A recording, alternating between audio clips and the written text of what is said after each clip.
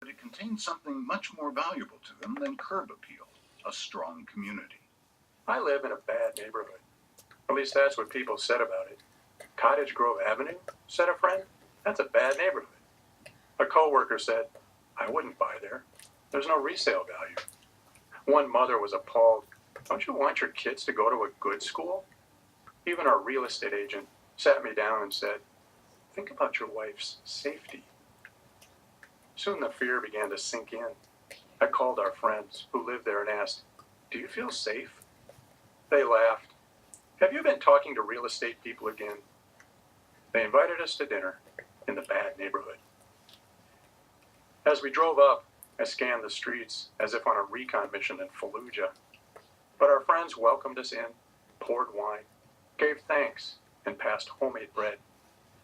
After dessert, they brought out crime statistics on a map from local police. Sure enough, in the blocks surrounding us, a vacant house had been vandalized, drugs confiscated from a woman, a man passed out in a yard. This was as bad as college. Then I noticed the same crime symbols dotting the rest of the city.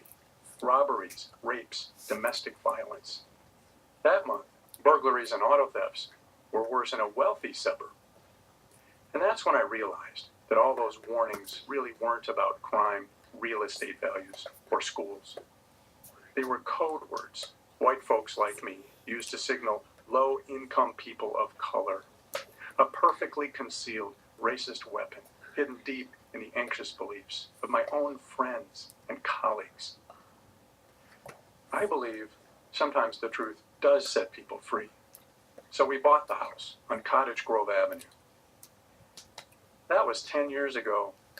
No one told me that the day we moved in, a pack of joyful kids would run over to meet our kids, that our historic house would cost less than a minivan, about Demetrius raising his nieces while their mother is doing time, about Jose and Maria's burrito place, or about Mike, the ponytailed Harley biker who one day stepped up directly in front of a speeding car.